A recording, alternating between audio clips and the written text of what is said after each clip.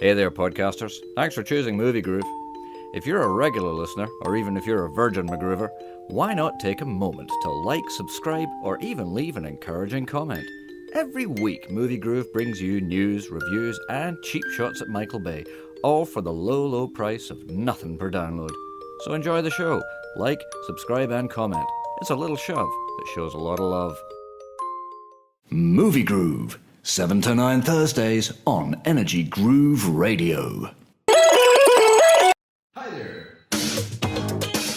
I'm on my way, I'm making it.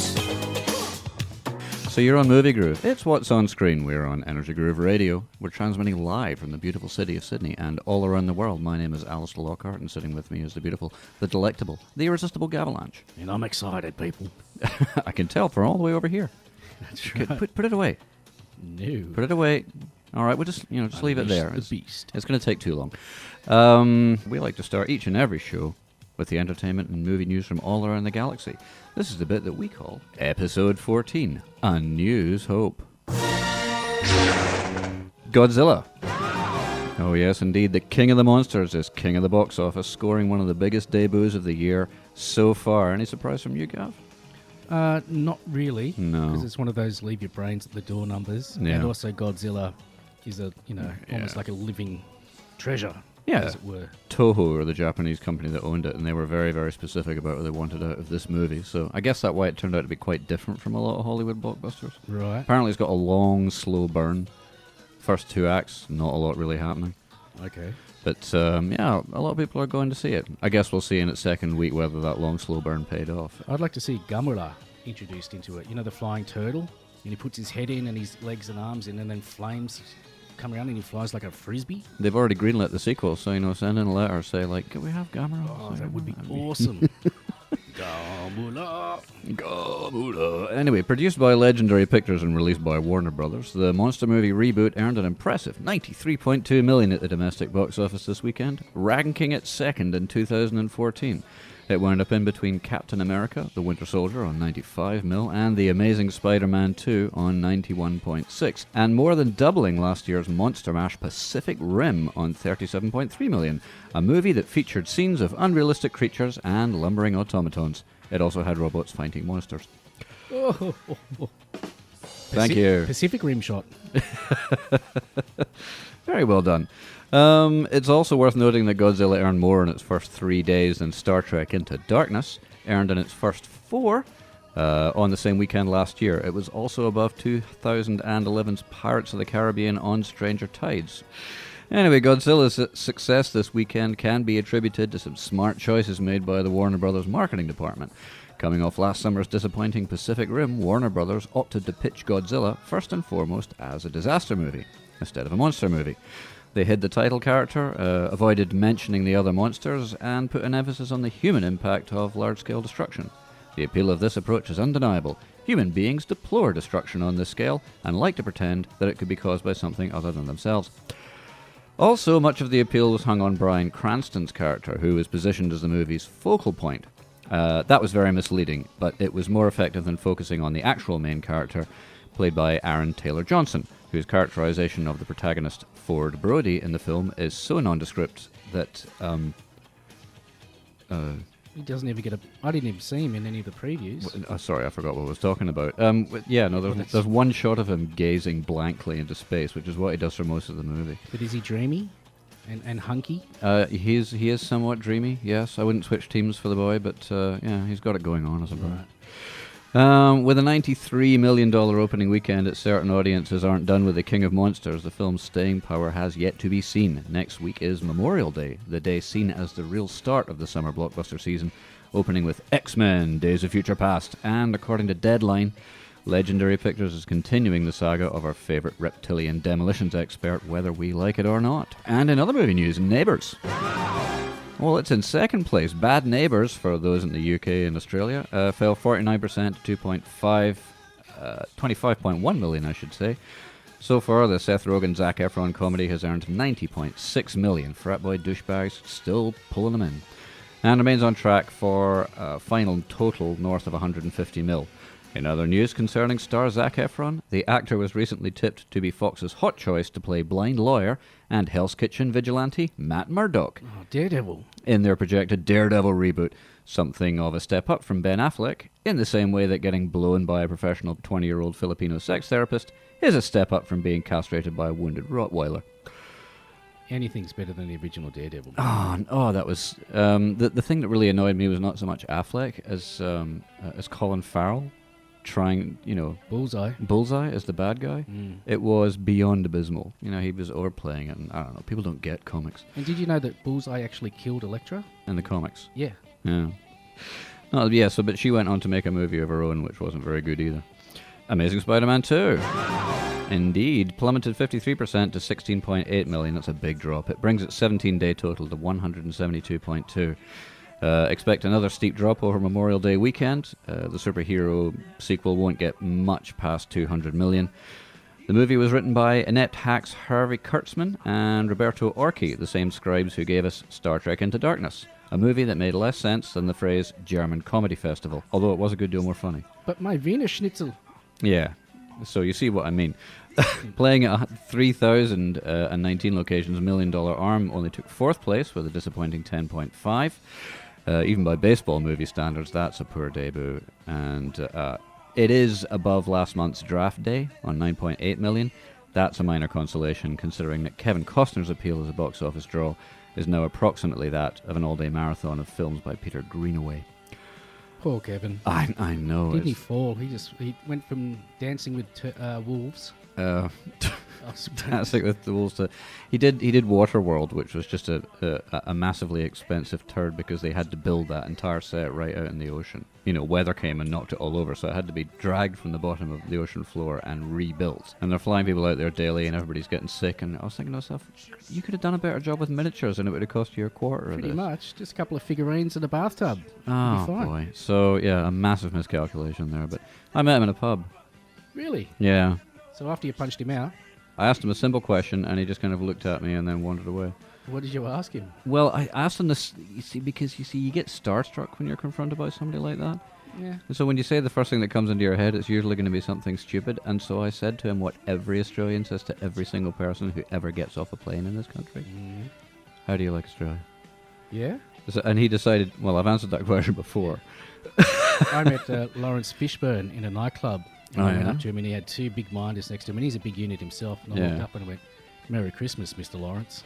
Ah. Yeah, same result. He sort of looked at me, smirked, and I just went, Yeah. "I'm out of here." There you go. See ya, mate. I've done my dash. Yeah, See you no later. kidding. Give us a beer, will you? Well, there you go. No, it was a brave try. It was better than, how do you like Australia? Anyway, Alfonso Cuarón.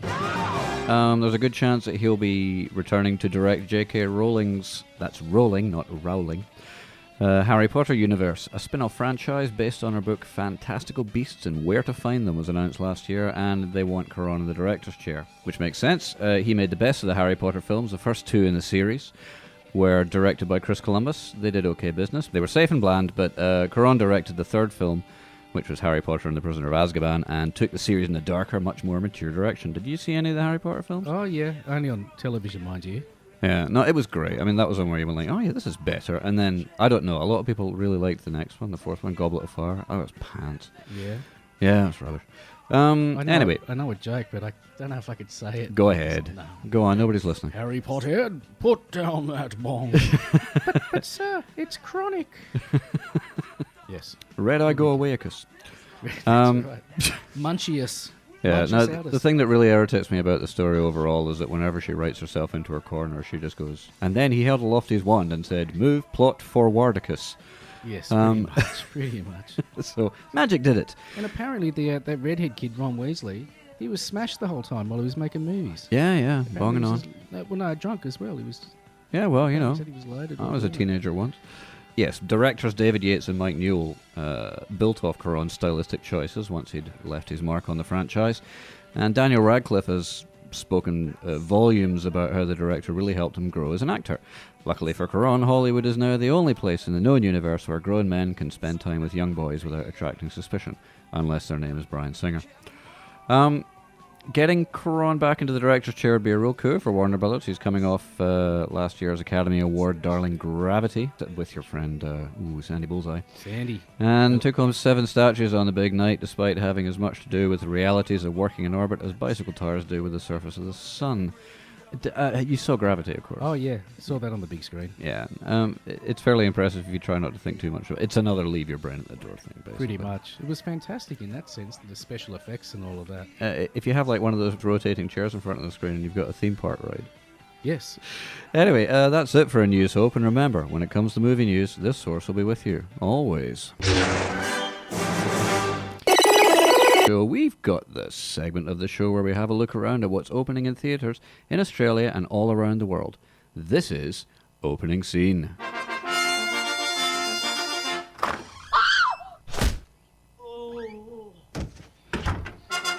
still don't like it. I like it. So there's nothing in the cinemas this week except for just 2 things, and one of them is rubbish. So we'll start off with the one that's supposed to be good. I'm going to take it on advisement. Might go and see it tonight. Which one? What's that? X-Men Days of Future Past. Ooh. The Bryan Singer directed franchise continuation. Oh, he's got Wolverine on his t-shirt in the studio. How about that? That's serendipity, baby. In this movie, the X-Men send Wolverine to the past in a desperate attempt to change history and prevent an event that results in doom for both humans and mutants, as well as an attempt to straighten out the continuity problems created in the series by scriptwriters who have apparently never read the comic books, or even met each other for that matter.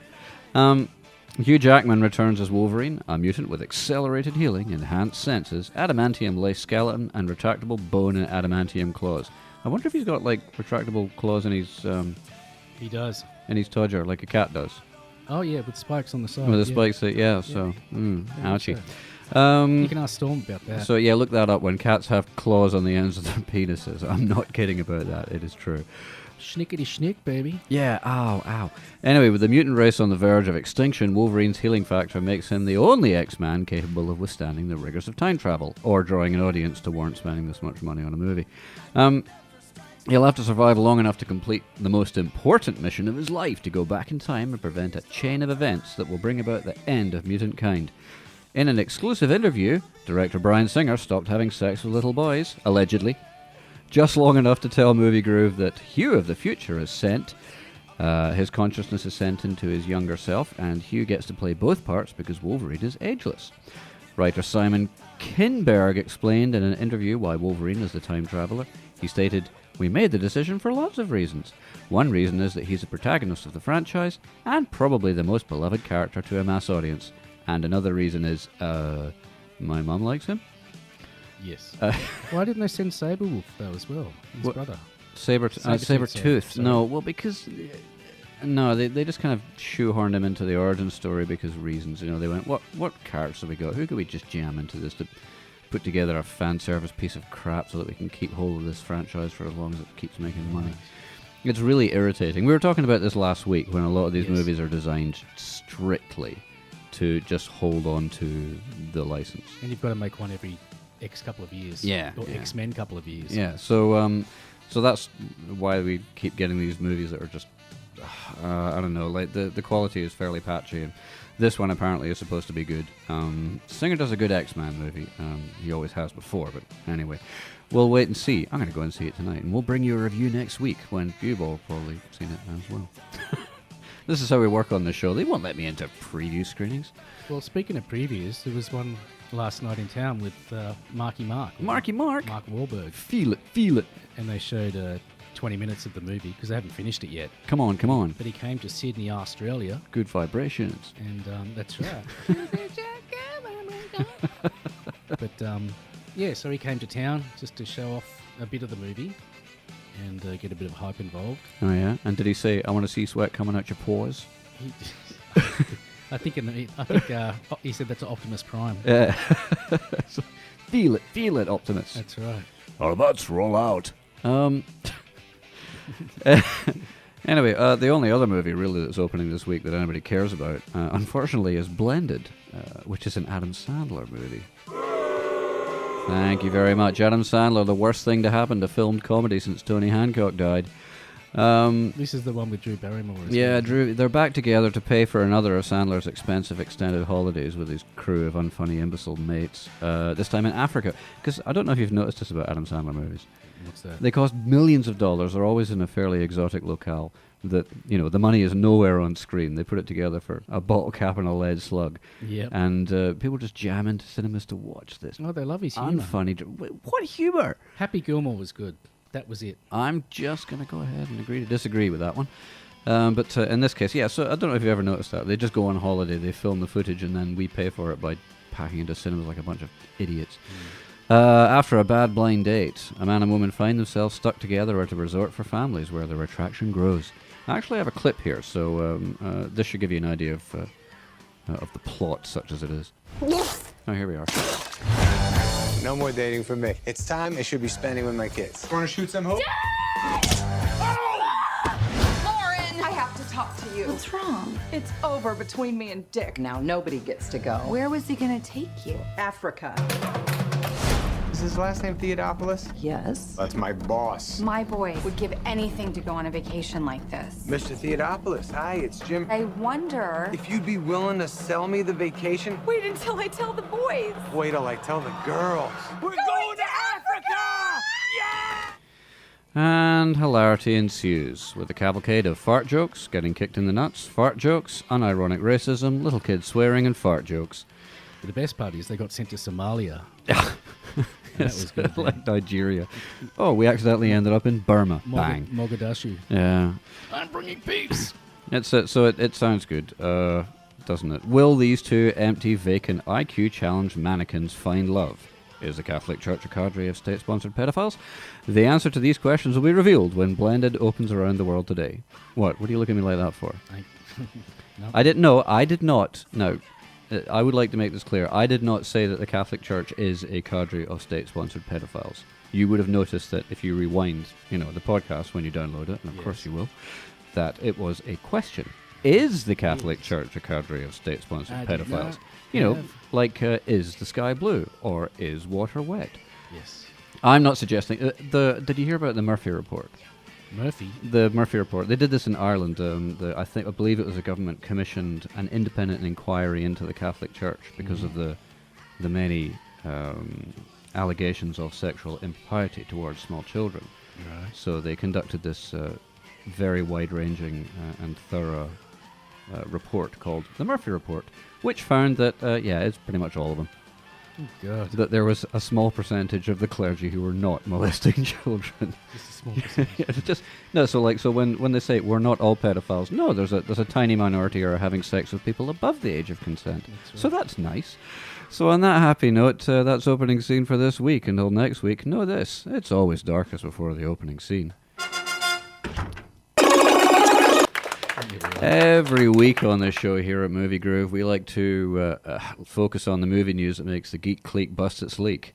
This is the Geekly Roundup. I'm nerdy in the extreme and whiter than sour cream. I was in a V club and Glee club and even the chess team. Nerdy and white nerdy. Yes, and Big Hero 6. I know.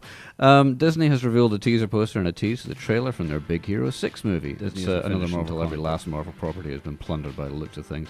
So that should see the world through until the sun goes red giant.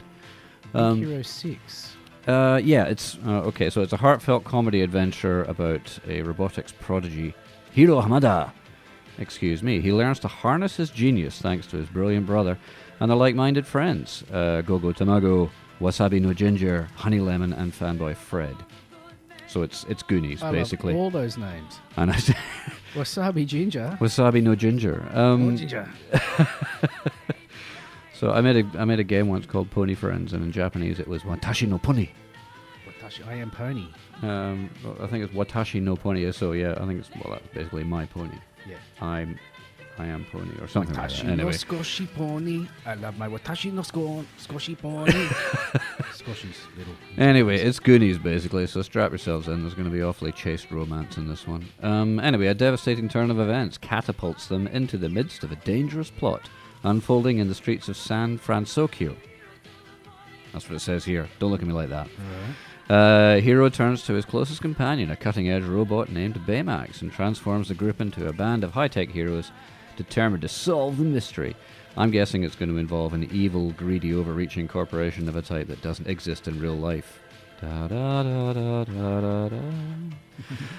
It's got comic book style action, and it's going to be out in theatres in 3D on November 7th, so that's nice. It sounds like it's sort of set in a Blade Runner type world. Yeah, it does too. But if you see the images on online, it looks really exciting, actually. So what's that?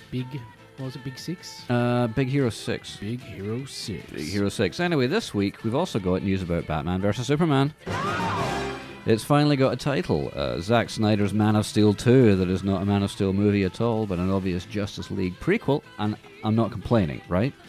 No. But all this forward promo tease that they do, like J.J. Abrams does it as well, it's incredibly tedious.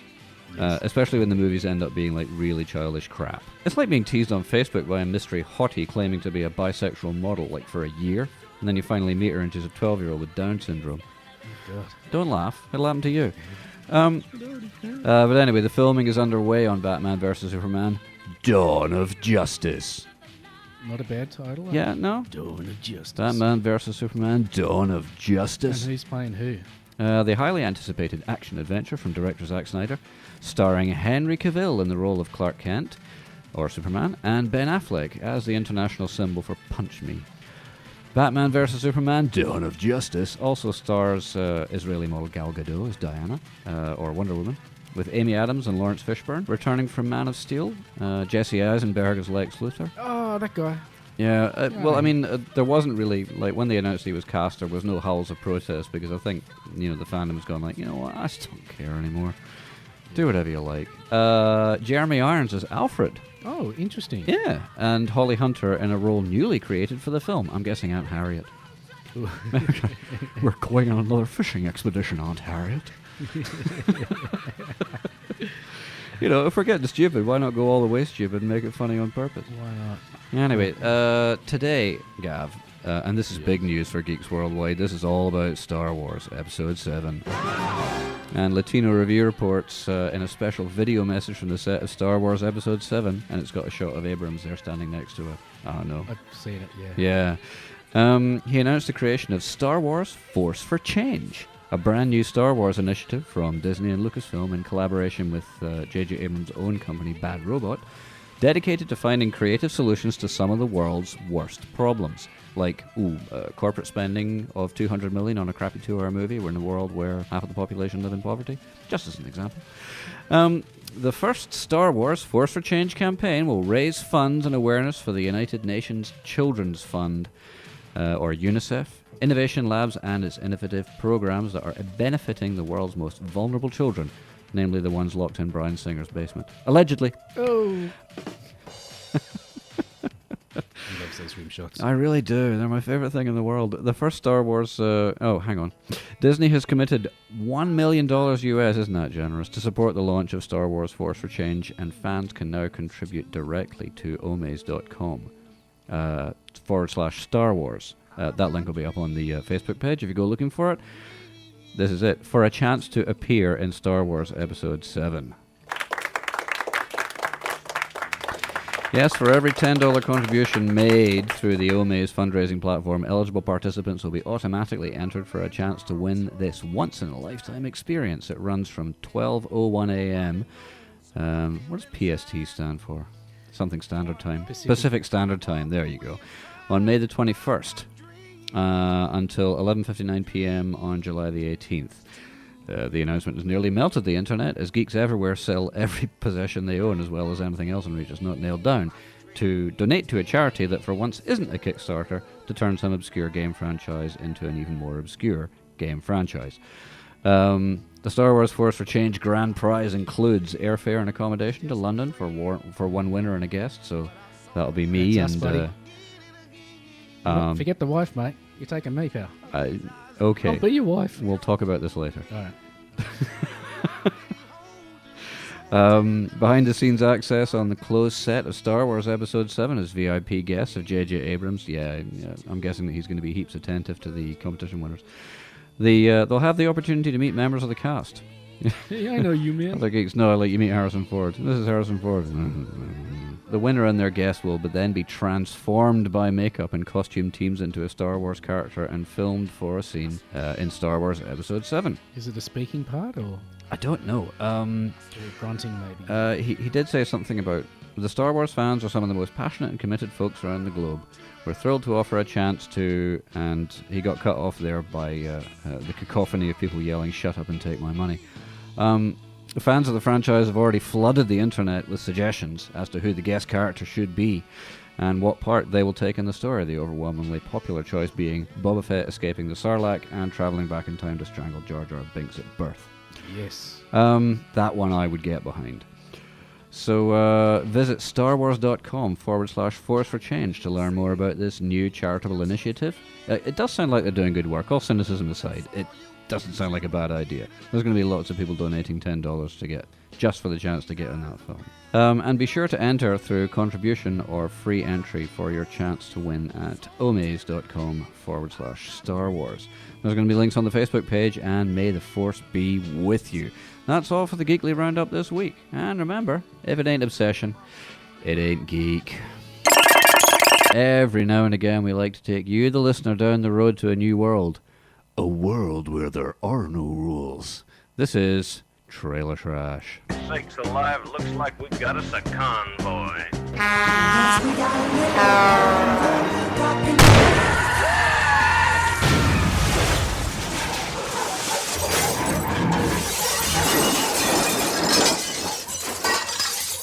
And in the trailer park this week, we have Jupiter Ascending. Warner Brothers Pictures has released a new international trailer for Jupiter Ascending, an original science fiction epic adventure from filmmakers Lana and Andy Wachowski. The film stars Mila Kunis, Channing Tatum, Sean Bean, Eddie Redmayne, Douglas Booth, and Cloud Atlas star Duna Bay. Duna Bay. That sounds like a place where you buy bedsheets. The film follows Jupiter Jones, Mila Kunis, who was born under a night sky, and in the grand tradition of the laziest screenwriting possible, this predestines her for great things. Now grown, Jupiter dreams of the stars, but wakes up only to the cold reality of a crappy job and an endless run of bad breaks. Only when Caine arrives, a genetically engineered ex-military extraterrestrial, played by that beefy slice of man candy Channing Tatum, yummy, does Jupiter begin to glimpse the fate that she has been waiting for her all along. Her genetic signature marks her as next in line for an extraordinary inheritance that could alter the balance of the cosmos. And here's a clip from that. Make sure this is the right one. It's her. Good. Kill her.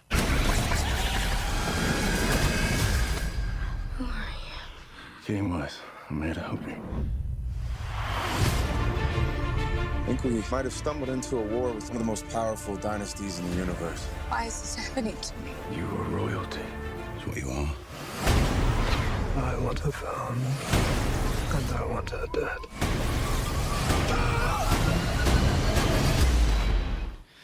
Yes, so it's got a cartoonish bad guy and a hunky good guy, and yeah, it all looks very Wachowski. The same. The visual spectacle has been amped up to 11, of course. It takes us from the streets of Chicago to far-flung galaxies whirling through space. Jupiter Ascending is written and directed by the Wachowskis, Andy and his sister Lana, formerly his brother Larry. Confused? So is Andy. Award-winning producer Grant Hill is on board as well, with whom they have collaborated since the first Matrix, although the three have yet to make a second film that doesn't suck. Yep. I don't know if you saw Speed Racer. I did, actually. One of the worst things that's ever happened to me in my life. Worst movie? And when I was young, I got felt up by an old man. Oh, okay. In a darkened theatre. But that was by choice. better than sitting through. That was by choice then, mate. Well, I didn't, he was a little rough, but it felt good after a while. But all these trailers sound the same. Why are you doing this to me? Bring her to me. I want her dead. She is the next chosen one. Get out. Coming soon. It's all the same. Yeah, we could. And we're sounding old again. It's all the same. It's not like it used to be. No, it's not about age. They are all the same. It's not us. It's them. It's not us. Yeah. So everyone is stupid but me. That's right. Next we had. Next in the trailer park we have Interstellar. The new trailer for Christopher Nolan's Interstellar is now online, and yeah, it looks okay. It's a little Spielbergian for mine, but there you go. The film features a massive star-studded lineup with Matthew McConaughey, Anne Hathaway about her, Jessica Chastain, Ellen Burstyn, I bet she is, John Lithgow, Michael Caine, Casey Affleck, Wes Bentley, Bill Irwin, Mackenzie Foy, Topher Grace, and I have no idea who that last guy is. Sorry, David. Set in a future where mankind is on the brink of starvation due to irreversible environmental damage to the planet. Interstellar chronicles the adventures of a group of explorers who make use of a newly discovered wormhole to surpass the limitations on human space travel and conquer the vast distances involved in an interstellar voyage in an attempt to find humans a new home. And here's a clip. You're a well-educated man, Coop, and a trained pilot. And an engineer. And an acrobat. The world doesn't need any more engineers. Or acrobats. We didn't run out of planes and television sets. Or acrobats. We ran out of food. We must confront the reality that nothing in our solar system can help us. Now you need to tell me what your plan is to save the world. We're not meant to save the world. We're meant to leave it. Yes, it's Michael Caine there, playing the role normally taken by Morgan Freeman. Why don't they make worm farms instead of worm holes? Come on, get that food happening, people. Yeah, there you go. It's Michael Caine. That's right. Yeah, he's always... Anybody could do Michael Caine. You just do it from the back of the throat and get the accent right, and you're there. I think a lot of people have done Michael Caine. And then when he gets really upset, he does the broken voice with the wobbly lip. I won't bury another Wayne, Mr. Wayne. You're a big man, but you're not fit. That was in... You're only supposed to blow the bloody doors off. That's the classic line from the Italian Job. No, I liked him in Alfie. I never saw the original Alfie. Oh, it was good. He was a right bastard. I saw the remake, or I saw a bit of the remake, and once again I just thought, wow, how did Jude Law become a movie star? Because he's pretty. Yeah, but he'll go bald, and that'll be the end of it all. He's starting to play older parts now as well. He's playing fathers and whatnot. So yeah. Anyway, it's Michael Caine. Did you see Harry Brown? Yes, that was pretty good. It was pretty good, but the thing that bothered me about it was that it didn't really give you... Okay, in most movies where somebody takes up the gun and decides to make justice for themselves, there's usually a question in the story that where it asks, are his actions moral? And that movie doesn't allow you to do that. It paints the people that he's fighting against as such unutterable scumbags that you have no choice but to root for him. Yeah. And fair enough, it's a popcorn movie. And then at the end, this woman says to him, you're not in Ireland anymore. And he goes, oh no, love, because those people were fighting for a cause. To them out there, this is just entertainment. And I was like, really, Harry? Worse than the IRA? Mm. They're a bunch of knobheads who live on an estate. It's a big Gran Torino. It really is. So that's kind of where it lost me. Yeah. But anyway, Michael Caine is reliable as ever, doing his bubbly voice. What's the use of doing all these push-ups if you can't even push a log? Yes. Some men just want to watch the world burn. We can do Michael Caine impersonations all night. So we will. No, we won't. What? Back to Interstellar. Have you seen Zulu? Did you see Zulu? Yeah. He I think it was his first big role, and he nearly got fired. Yes. It was one of his first huge roles. Yeah, but the producer phoned it. He saw the dailies and he phoned the director, and he sent a note to the director, a telegram actually, back in the day, kids, saying, "Suggest you fire Caine. He doesn't know what to do with his hands." Because the character he was playing, he thought, well, he doesn't have to do much with these hands because he has people to do things for him, and so he always had them folded. That was his technique, and he almost lost him his job. Just for the hands. And also he told that horrible job, I've just been in Africa playing cards against some of the locals. Zulus? No, I won. And then, yeah. Oh. But there were too many cheaters. Okay. I am the Lion King of puns. Do all you want, people. They're still going to come. Well, the audience booing didn't scare away the crickets, so that's nice.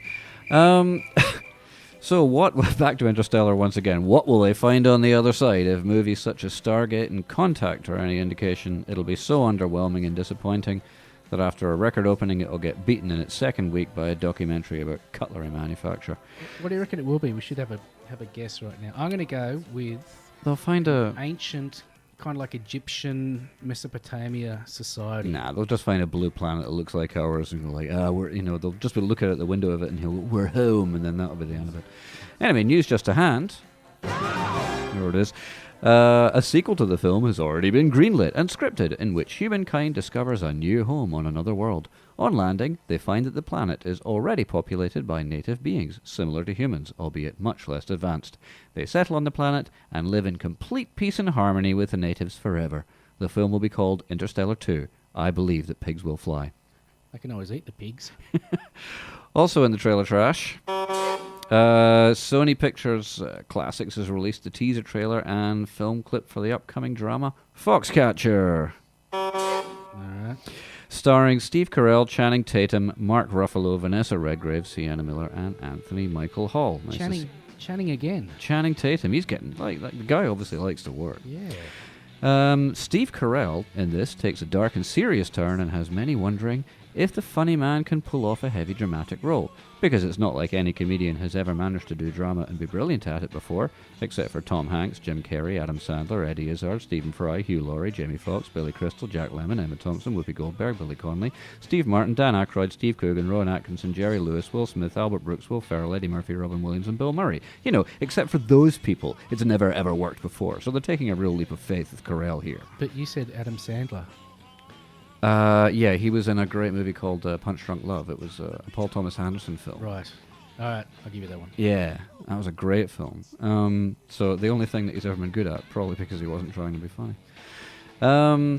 Based on true events, Foxcatcher tells the dark and fascinating story of the tragic relationship between an eccentric multimillionaire and two champion wrestlers.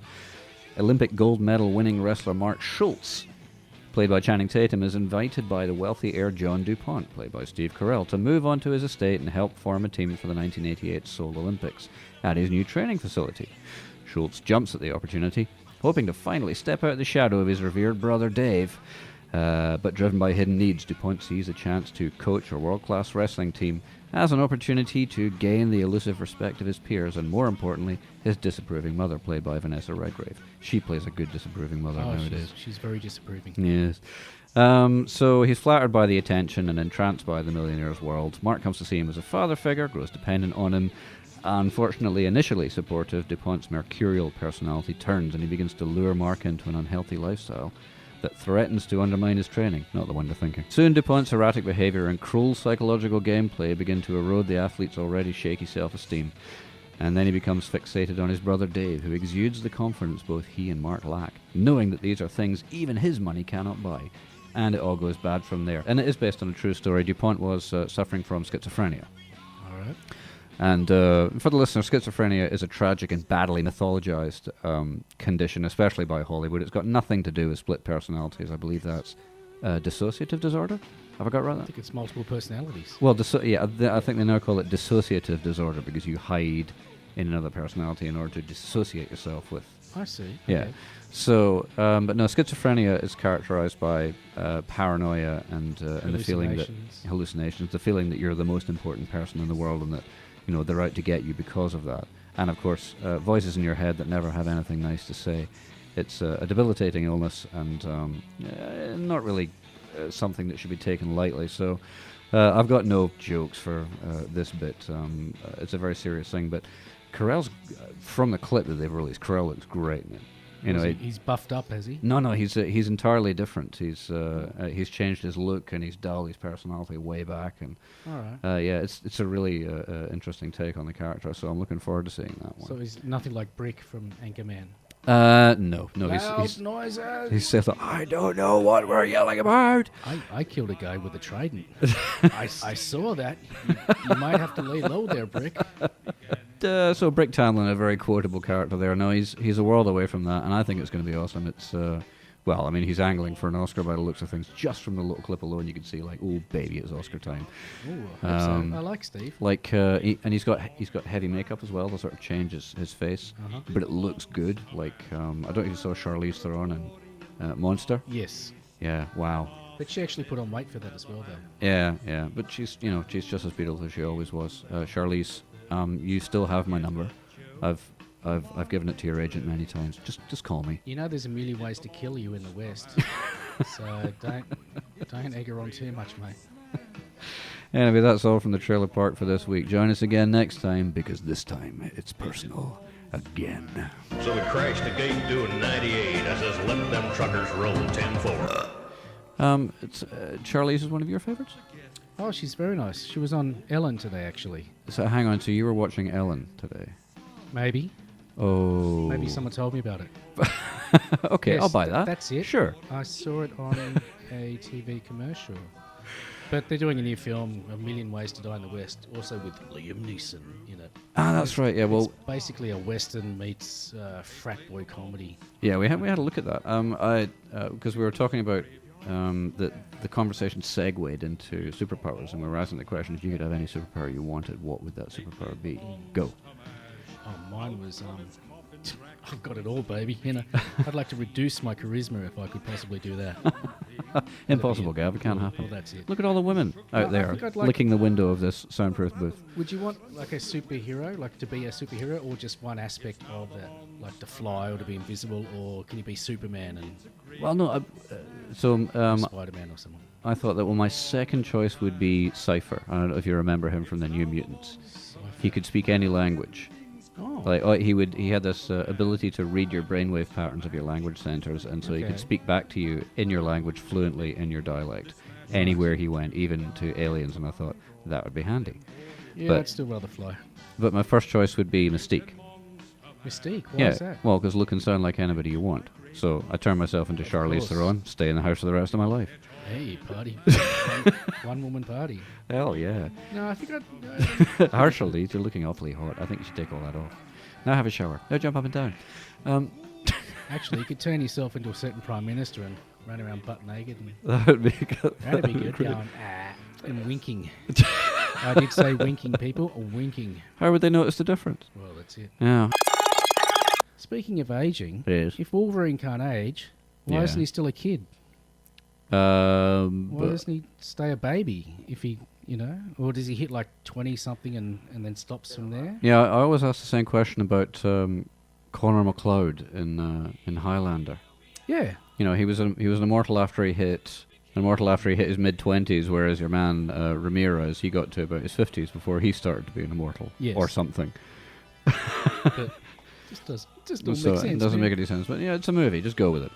Anyway, welcome back to Movie Groove. It's what's on screen. You're on Energy Groove Radio. We're transmitting live from the beautiful city of Sydney and all around the world. My name is Alister Lockhart, and I'm sitting here with the irretrievable Gavalanche. I've got another question. Yeah. Where do Hawaiians go for holidays? Let's go. Wisconsin. Oh, well, that's okay. Phew. Solved. But at Bali, perhaps. Australians go to Bali. No matter how many times we get told how dangerous it is. You'll get bombed, you'll fall off a bike and get brain damage, blah, blah, blah. They just keep going. Anyway. What's up next? I've never been to Bali, have you? Nope, No. don't want to. Every week, what I like to do is remind the listeners that my favourite bit of the Oscars is the In Memoriam segment.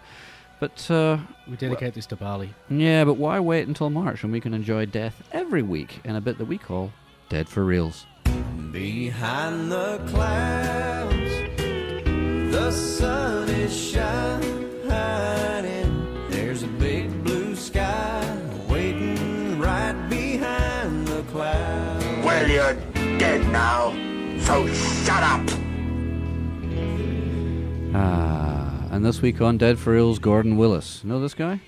That's Bruce's brother, isn't it? Wrong. Is it what you talking about, Willis? No. He's the other Willis. You know his work. Legendary cinematographer Gordon Willis, known as the Prince of Darkness, who was responsible for the look of such era-defining films of the 70s, such as the first two Godfather films, All the President's Men, Annie Hall, and Manhattan, has died, according to Variety, and his family. His cause of death is not listed. He was a native of Queens, New York, and Willis cultivated an early interest in photography, and while serving in the U.S. Air Force during the Korean War, joined the motion picture unit. After the war, Willis worked as an assistant cameraman on commercials and documentaries before shooting his first film, End of the Road, the first of 4 films released in 1970, for which he's credited as cinematographer. The others, Loving, The People Next Door, and The Landlord. It was Willis's work on Francis Ford Coppola's The Godfather in 1972, however, that would make him his name. His use of rich, warm sepia tones and copious shadows lent the film an austere, nostalgic, and sometimes menacing look that set much of the tone for the decade's cinematography.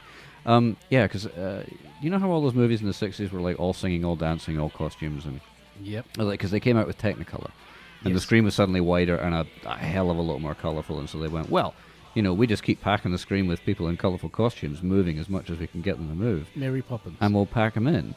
And you know, so there was some good ones like The King and I, Yes. and That's the, it, the love. and The Music Man. But for the most part, especially towards the end of the 60s, movies, really big production movies in Hollywood, were just garbage. Much in the way that, you know, the spectacle movies now are very often just utter dross, because they're just, once again, making the same mistake. We'll pack the screen with as much colourful moving stuff as we possibly can, Yep. and we'll rake it in. Yep. So, yeah, and so it was Willis's work was the beginning of the backlash against that. He started the whole sepia tone thing in the 70s, and so you got Right. movies like The Exorcist and Mean Streets and Taxi Driver, Yep. which are really gritty and Oh, yeah. Especially Taxi Driver. In fact, when Poseidon Adventure came out in 1972, it was seen as a risk Oh. because the conventional wisdom in Hollywood at that time, and I use the word wisdom quite wrongly, was that people don't want to watch big movies anymore. Well, So, no, yeah. I enjoyed Poseidon Adventure. Oh yeah, it's well, the original one. It's an awesome one for Especially like. when Ernest Borgnine bought it. Ernest Borgnine doesn't buy it. He makes He it all the way to the survives, end. survives, No, you're damn. thinking of Gene Hackman. Ah, that's it. Spoiler alert. Spoiler. Yeah, so it's not. But I watched it again recently, and yeah, it's not. There's a scene right at the beginning. Gene Hackman is explaining to a person who's known him pretty much all of his life. I'm not your usual priest. Tough, uncompromising, rebellious. All right, well, there's the exposition out of the way. Thanks for that, Gene. When they did the premiere, Gene Hackman didn't even show up, you know, because he was busy getting an Oscar for Popeye Doyle in French Connection. Ah, Yeah. right. So, so he was like, so he pretty much disassociated himself with the whole Poseidon Adventure Well, if thing. you're going to get an Oscar, come on. Yeah, to hell with it. It was Willis's work on Francis Ford Coppola's The Godfather in '72 that made his name. It quickly pushed him to the forefront of contemporary cinematographers and earned him the nickname the Prince of Darkness. He would explore the use of darkness as a visual metaphor for a character's moral freefall even further in the Oscar-winning movie's sequel, Godfather Part 2. In his documentary Visions of Light, Willis mentions a scene that takes place in Miguel Corleone's study in Lake Tahoe, and Riley comments, I may have gone a bit too far a couple of times. Willis went on to shoot some of the key 70s thrillers like The Parallax View, political dramas like All the President's Men, and several Woody Allen movies, all of which, in my humble opinion, suck. His groundbreaking blending of scratchy newsreel footage with doctor shots of the characters earned him the first of 2 Oscar nominations. His second would be The Godfather Part 3 in 1991. Not a well-remembered movie, but not a bad one either. Well, comparing to the first 2, but I mean, you've got such a high benchmark between the number 1 and 2 versus 3, so... Same thing happened to Star Wars. Yeah. So, I mean, the new Star Wars movies were bad. Yes. Let's face it. Number 4. No, hang on. So he never got an Oscar. He got an honorary Academy Award in 2009 for being an unsurpassed mastery of light, shadow, color, and motion. So they gave him an encouragement award. Well That done. sucks. Certificate. Here you go. Yeah. His effect on the look of modern movies, not just the new Hollywood films, that today's generation of filmmakers rightly hail as moody masterpieces, but on such eye-poppingly vibrant works as Herbert Ross's underrated adaptation of Dennis Potter's Pennies from Heaven. These works are invaluable. What he did it beautifully and brilliantly. He was 82, and we miss him already. Very good innings. Next, I've got a photo for you here. Oh, okay. I'm going to put this one up on the Facebook page so the listeners can enjoy it as well. This is former U.S. President George Walker Bush in the Oval Office with his beloved Scots Terrier, Miss Beasley. Look at him there. He's lying down and giving her a big cuddle. On the couch. That's a very human moment for the the monster that led the invasion of Iraq. Yes. Might be a double. Might be the guy from Harold and Kumar. Yeah, it could be just stand-in. Get somebody to cuddle that dog. It'll make me old cumin. I did not have sexual relations with that dog. Wrong. He didn't say, I know. Yeah, but wrong still, president. I'm still going to say it anyway. I did not have sexual relations with that woman.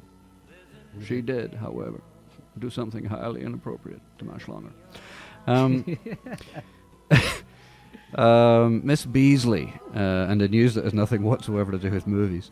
Miss Beasley, former U.S. President George W. Bush's beloved Scots Terrier, has died after a long battle with lymphoma.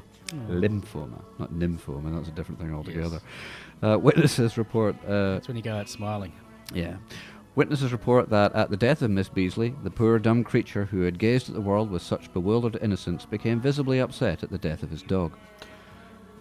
I see what you did there. Thank you very much. And I love it. On hearing of the tragedy, Prime Minister Tony Abbott phoned the former president to express his condolences. What? Mr. Abbott then retired to his office, where he shed his skin, swallowed a live hamster, and then curled up on a sunny rock to clean his eyeballs with his tongue. He is a reptile. Well, you know, he has to sun himself on a rock most of the day because he risks going into a torpor. Yes. That's the thing about cold-blooded animals, you know. And the thing he does with his tongue all the time. Yeah. So, yeah, he clean his eyeballs with that sucker. He's very reptilian. You know, I'm sorry I doubted you, David Icke. It's all true, listeners. Yes. The reptiles are in control. We have proof. He's in V. Parliament House in Australia. It's V all over again. I accidentally joined a protest the other day. I was walking from Central Station up to this office, and a protest was happening. The students? Yeah, the student protest, and it was going the same direction as I was, and I went, well, how convenient. Very good. I could get to where I'm going and stick it to the man at the same time. Too far. And then work for the man. Yeah. So it was great. It was like being a student again. Was it loud and noisy and lots of fun? It was loud and noisy. Plenty of and cops, people though. I saw on the news there were plenty of cops. Yeah, the cops were corralling them. They tried to turn them down an unplanned route, and so they hit the floor. Right. You know, like we did. Remember the day after the pub crawl at Newcastle, where we all flooded out of the Cambridge and sat down in the middle of the road? That wasn't a protest. We were just pissed. Yeah, that was Autonomy Day. Autonomy Day. We were just. We got a few kegs blocked the road. It was just a lot of very young people who were far too drunk for their own good and had been awake far too long. That's right. Just blocked the main street of Newcastle for no good reason whatsoever. Good tradition. Had to do it. That was a protest against things in general. We like stuff, or not. What do we want? What do you got? When do we want it? Yeah, Tuesday about 4 o'clock. You know, whatever. Yeah, just leave it at the door. Take your time. I've got a whole bottle here. That's right. Anyway, that's the final bow. It's curtains once again on Dead for Reals. We'll see you on the other side. I would like to give a shout out to our employer, Freddie the Turk. Freddie the Turk? Freddie the Turk, people are safe when near him. Freddie the Turk, only the evil fear him. Softness in his eyes, iron in his thighs, virtue in his heart, and fire in every part of the mighty Freddie the Turk.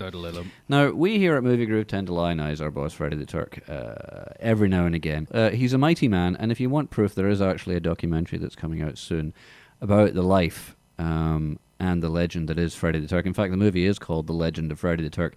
Here's a snippet of that, narrated by none other than Mr. Morgan Freeman. Freddie the Turk was born on a mountaintop. And, well, just as the gypsy woman had prophesied, he was indeed a son of a gun. Raised by wolves, Freddie grew to manhood in a little under a year, and soon captured the attention of the ladies. But it wasn't long before he had tasted of each one of them, and after fathering every person who lives in the area we now call the Northern Hemisphere, he set out, as he said at the time, to make a real difference in the world. By the age of 18, he had conquered the entirety of civilization as we know it.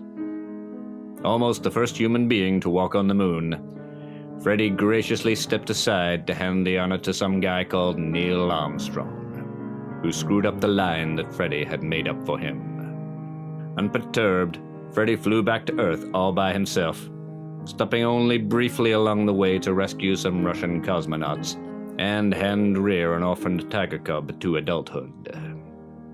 On returning home, after a brief rest, he then discovered the vaccine for polio.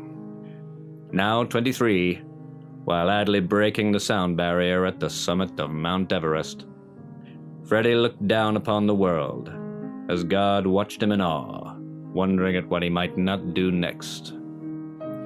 But when Freddie the Turk saw the breadth of his empire and beheld that there was no more left to conquer, he did not weep like a little girl as Alexander the Great had done, and instead decided to invent the medium of radio.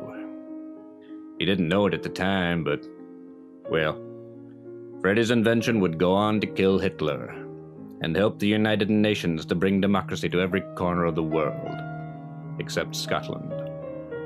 To this day, Freddy the Turk continues to be the inspiration for all good things that happen on the Earth, despite having left long ago to make contact with life on other planets, which he did more than a year ago. He has become their king, and all of their females are now pregnant. They, like us, have much to thank him for. Good night. What did I say? What a guy. I know, man. I didn't know half of that stuff about Freddy, but yeah. I don't know. Morgan Freeman didn't sound like he was in very good voice. He might have had a cold. A little bit of a cold, yeah.